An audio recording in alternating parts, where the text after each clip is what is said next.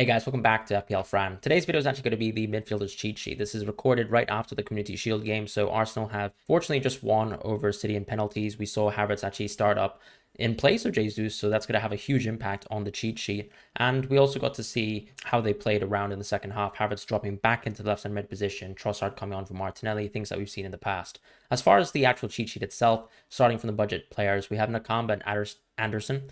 Nakamba is your tried and trusted 90-minute player where he doesn't really do anything. He's just a center mid, so you really don't expect anything other than 2 points per game. But unfortunately, we don't have a huge amount of great 4.5 midfielders compared to last season. I think Elliot Anderson is the complete opposite of Nakamba, where he could be very interesting. He could play left center mid, he could play left wing at times, he could even play at striker, which is actually where he's actually played a few minutes in the preseason, just kind of covering minutes when players were getting rested. And that was interesting. Anderson actually got a lot of goals and assists. I'm not expecting that to, for example, make him some sort of essential player in FPL. A lot of us are going to be looking at creating a 5 midfield draft. And as a result of this, you probably don't really need a 4.5 player. Elliot Anderson is just one option to really think about as that sort of hidden gem, I suppose, in the 4.5 position. But for now, I don't really think there's any value to the 4.5, so they're both at yellow options. As far as 5.0 options, I have Garnacho. Unfortunately, he's just a differential. I simply just think that he won't be playing enough minutes at the start of the season for us to really consider him. And the reality is you want to be spending as much money as possible into some of these top teams, right? Like United, like Arsenal as well. So when we have options like Bruno and Rashford, who you'll see later in this list, there's no real reason to go for Garnacho, particularly when his minutes are very, very debatable. And someone like Sancho can cover minutes. He can also come off a little bit earlier, even though he's such an electric and young, talented player. There's just no real value to him at the beginning game week 1 here with FPL. As you can see, clearly his expected goals are really good. His conversions are really good too, but those are all per 90 stats, and he's not going to be playing a lot of minutes at the beginning of the season. Andreas, in my opinion, is the first option from a budget perspective where you can seriously consider him. At 5.5, what he brings to you if Mitrovic is off is penalties. Unfortunately, it seems like Mitrovic is actually back in the team, so maybe that would worsen Andreas's validity as a pick, but he still is probably the best 5.5 option just because there aren't many players right now who are actually available to play. We have Danjuma, unfortunately, with the knock, which is why Danjuma has actually been dropped down to a second tier option. He is someone who could actually be an interesting option. We saw him line up in the preseason as a striker in place of Dominic Calvert-Lewin, but I do think Calvert-Lewin will actually start to play a couple games for Everton here. So that just means Danjuma will become a winger, and we're not also expecting for this Everton team to suddenly become a huge goal-scoring unit. So that's the kind of concern there. Yes, of course, he had some fantastic heights when he was playing for Villarreal, but nothing really much to expect from him for the time being, given that he's unfortunately had a pretty poor loan with Spurs where he didn't get to play too much, and ultimately, as I said, not expecting too much from Everton. Gibbs White is another player where I would say the fixtures are still really poor at the start for Nottingham Forest, so he's not someone that I would absolutely consider whatsoever. Yes, a lot of people are identifying him as a budget option because he could be the penalty taker for this team, and he has okay underlying stats. When you compare to, let's say, Andreas, I still think he's actually far short of an option. And in fact, for the 0.5 that you actually save, I'd much rather go for Andreas. And for that reason, I think Gibbs White is just not really a serious option at this point in time. He's only a differential. At 6.5, this is where we get to get some true value in the midfield in FPL this season. So for me, this position is actually one where you might want to consider having 2 players in your FPL team at this point in time if you go for a 5 midfielder setup. I just think that there's plenty of options you can rotate around. And the beauty of this position is that when, let's say, Aston Villa and Newcastle have better fixtures, then other options will come to the table. So players like Barnes, players like Diaby, players like Almiron as well will come into the cheat sheet really, and even players like Buendia for Aston Villa can be seriously considered. At this point in time, I think Mbeumo is the clear best option in the 6.5 position. I have mentioned it multiple times, but the reality is when you look at the underlying stats, compare everyone to each other here. First of all, he actually has the benefit of actually getting a lot of minutes in this Brentford team, particularly now that we know that Tony is suspended until January. You know that he's on penalties, which is something that we've already confirmed in the previous season when Wisa was on the pitch. So that already immediately makes him a better option to Wisa. And his actual goal conversion, his assist conversion is very, very good, very, very healthy. And the underlying stats in terms of expected goals and expected assists are actually still among the best here, comparing to someone like Mitoma. And as I said, because of the impact of minutes this season, with, for example, added time coming in too, players like Mitoma and March could actually become worse options. And in fact, I would say that Mbeumo and Eze are now my first 2 options to really go to in the 6.5 position. So as a result of this added time, you have to look at someone like Eze. When Roy Hodgson came into this team, he actually made Eze effectively a 90-minute starter. And the big benefit going forwards with Eze is because Olise is injured for the start of the season, he will get additional set pieces. Not only is he the penalty taker for this Crystal Palace team, he will get free kicks as well, which we've already seen. And he's gotten a couple of assists in the preseason as a result of that. So Eze actually seems like an even more explosive option, because I'm expecting for his expected assists per 90 stats to also increase due to getting additional set pieces in the beginning. Another thing too, of course, is his underlying stats were fantastic under Roy Hodgson. This is sort of the new framework here with Roy Hodgson coming in for another second season. And so I just think Eze is actually going to be my second favorite 6.5 mid to start the game. And Mitoma, unfortunately, has been relegated to that third place position, even though Brighton have such great early fixtures. And in fact, you can see I've arguably classed Crystal Palace's fixtures as being worse. So maybe the best time to really go for Eze as a pick is game week 4. If you're someone who is a little bit more aggressive with your approach to FPL, you can maybe start with someone like Mitoma in the beginning, capture that Luton game, the Wolves game, and the West Ham game, and then simply move on to someone like Eze in game week 4. That could be one option. However, I still think that Eze has a lot of value because of the amount of minutes he's going to play, and this is indirectly hurt sort of Mitoma and March. March specifically has dropped because of the Kudus transfer, sort of being confirmed by some of our top journalists in terms of David Ornstein and also Fabrizio Romano. So that transfer unfortunately takes a lot of minutes away from March. Whereas when I compare it to Mitoma, I don't think there's necessarily someone in the team right now who's going to steal a lot of minutes from him from the left wing position. And that's unfortunately where Mitoma and March have been separated, because actually the underlying stats for both Mitoma and March are very, very good. And Diaby is the option where I would say, because Aston Villa have some poor fixtures, yes, of course, game weeks 2 and 3 are good. But overall, I would say from, let's say, game weeks 1 to 7, I don't really particularly love Aston Villa's fixtures. It's only at game week 7 where I would seriously consider going with Diaby forwards as a pick, because he's someone that I actually do really love. And he does look like the second forward in this Aston Villa team. So you could really have a fantastic value pick here, coming from another team here with great attacking prospects and potentially higher minutes expected for someone like Diaby over a Mitoma and maybe even over March in specific. As far as the 7.0 position, I'm more inclined to actually say that there's no value picks here. I think Bowen and Sterling are good options, but they're not great options. And the issue with Sterling, in my opinion, is once again minutes. So when you compare to someone like March, he's very prone to being substituted, in my opinion. You have players like Mudryk, even Nkunku can play on the wings, and some of the youth prospects within this Chelsea team that can actually cover minutes as well. So Maatsen, for example, has been covering winger minutes as well as sometimes left-back minutes, which we would expect based on his Burnley experience. As far as someone like Madueke, he can also come in and actually take some of the right-wing minutes away. So that's a big concern for someone like Sterling, in my opinion. And so with Bowen, he does get the full benefit of getting the minutes, but when you look at the underlying stats last season at 7.0, considering he's not the penalty taker for West Ham, I don't really see anything about Bowen that would suggest that he's a incredible option to start FPL with. Ultimately, he's not a penalty taker. He's on some set pieces, but it's not a real pro here to go for Bowen, even though he's had a good preseason. As far as some of the other options in the 7.0 position, I think Trossard and Antony are picks that I wouldn't really consider at this point in time. Ultimately, Trossard wasn't someone who started in the Community Shield. He was a super sub. There will be games where he's going to 100% start for Arsenal. But when you want to spend money in players from these top teams in terms of Arsenal United, I can't really see the value of picking players who are going to be, the 4th or 5th or 6th best options for these teams. So I would much rather go for someone like Trossard and Antony if, let's say, there were injuries within the United team. But for now, because you have access to options like Havertz or Martinelli or Odegaard or Saka or Bruno Fernandes and Rashford, there's no real reason to touch them. And that's the concern with the minutes, because Antony, even though he's more than likely going to be a consistent starter for United, he's also quite an early sub.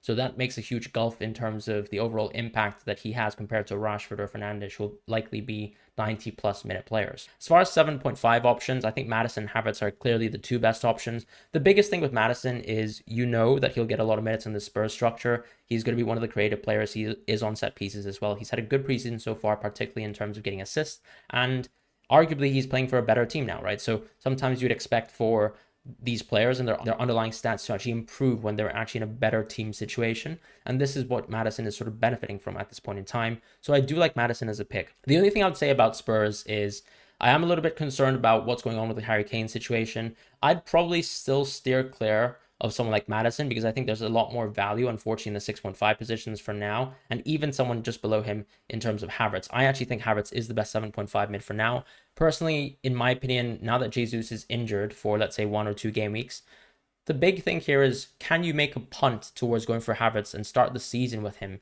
Because we saw him start for the Community Shield. I thought he looked fantastic in the first half. He held up the ball incredibly well.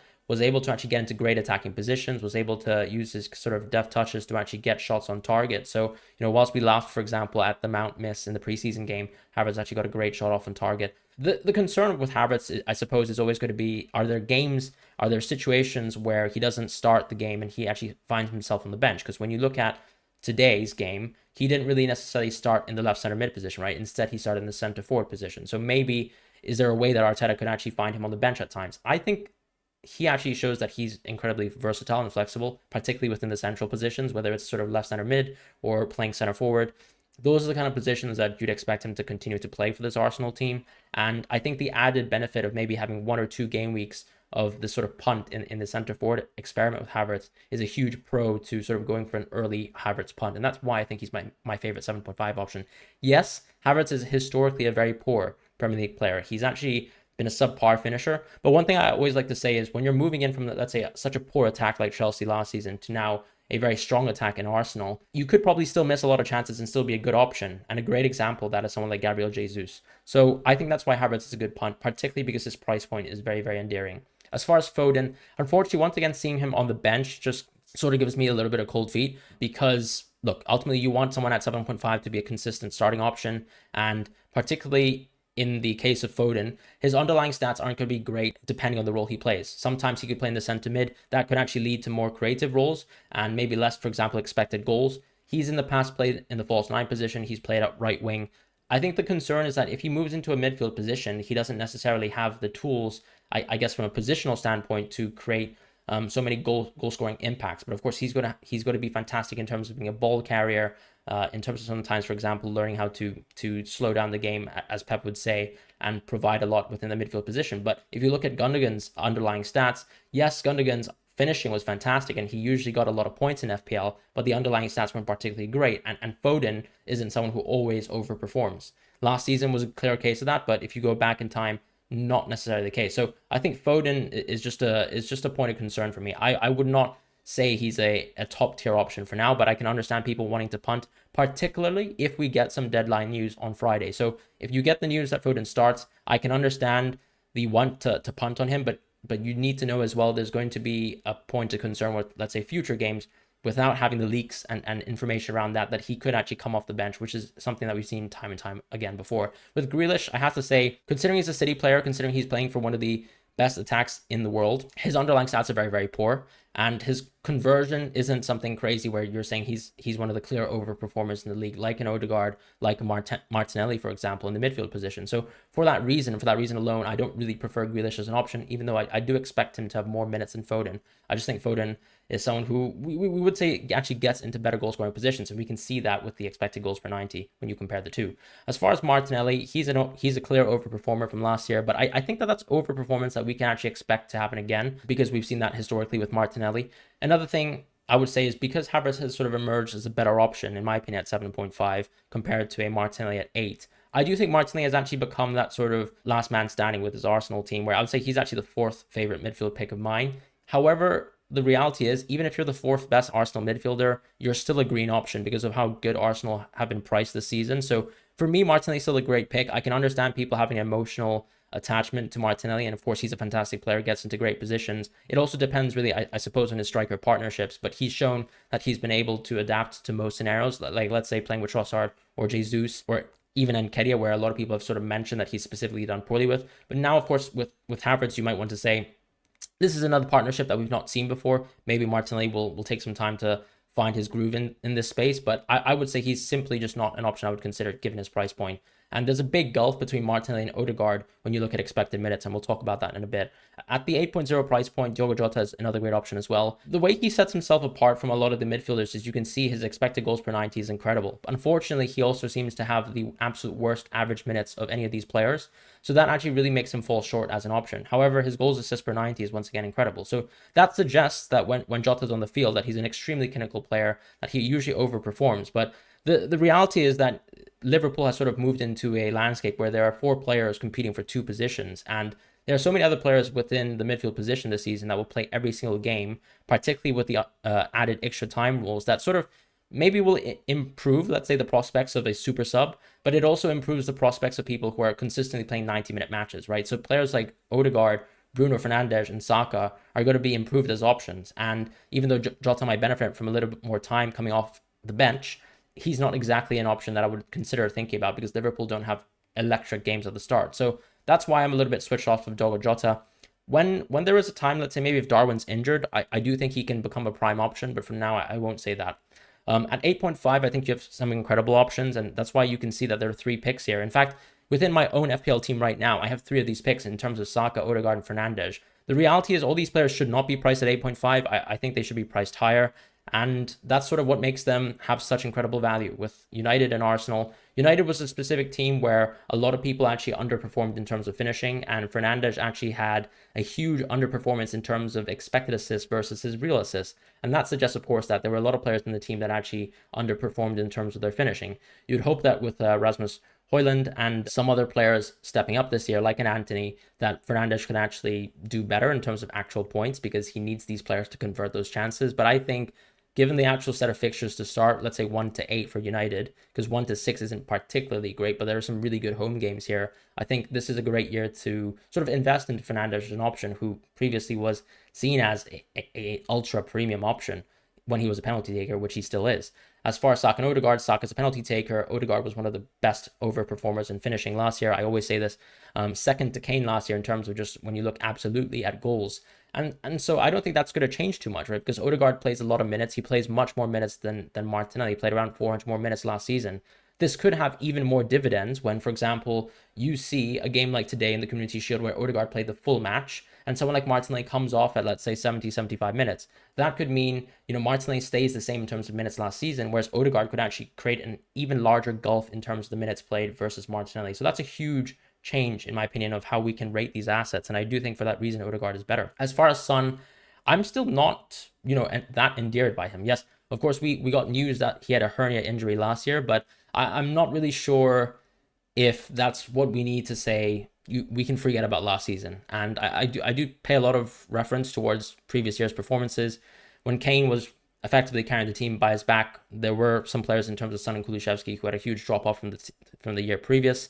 Yes, under Ange Postecoglou, we could probably expect that Tottenham will be a better attack. But so far in the preseason, it's not like Son has been a huge benefactor of that. So at 9.0, I think he's just oddly priced. And it's so much easier to kind of put your faith in someone like Rashford, who plays either centre forward or left wing. Or left forward, really, for this United team, who still gets fantastic stats based on last season. Much better expected goals per 90. Was a good converter when you look at the goals plus assists per 90 as well. He will get a lot of good minutes for United. And really, he only had bad minutes when he was actually dealing with some injuries last season. So for me, Rashford is someone who's absolutely nailed. You know that this United attack is still probably going to be better than the Spurs attack. And the Spurs attack is a little bit of a work in progress where we can consider thinking about them around game week 5 when some of the Spurs options are actually going to be captaincy options. But for now, I do much prefer Rashford as a pick. You have some great home games here, Nottingham Forest and Wolves in particular, where I much prefer that to, for example, some of the good away games that Spurs have at the start of the season. As far as De Bruyne and Salah, I've added De Bruyne to the cheat sheet. The reality is, of course, De Bruyne is just an elite player, right? But the concern, of course, is Pep just going to, for example, let him ease into the Premier League games, just wait and sort of ensure that he's ready and fit for the important, crucial part of the season at his sort of late stage in his career where City have the depth to sort of accommodate for De Bruyne to be on the bench at times. And so that's why I think De Bruyne isn't particularly a great pick. He's only a differential for me. I definitely wouldn't be starting FPL with him. I don't see the value to starting with him. Yes, of course, the expected assist per 90 is great, but you can probably just go for someone like Bruno Fernandes instead, who's still 2 million cheaper, has very similar underlying stats, even though he was a poor converter. Although the conversion really isn't Fernandes' fault, it's just his peers in terms of last season. So I would say if they both have similar sort of levels in terms of underlyings, I'd probably just go with Fernandes for now because De Bruyne sort of creates an inflexibility in your draft. And the same issue sort of arises with Salah, but the big thing with Salah is that we have 100% confidence in his minutes. So I can understand why people want to go with Salah. You still have some good 5.5 midfielders, some good 5.5 forwards as well to accommodate for Salah in your draft. And for that reason, I think Salah makes a little bit more sense because we know that he's going to be a full 90-minute player. He will benefit from these extra time rules and what will sort of add on to his minutes. And obviously he's a penalty take, which is a huge plus.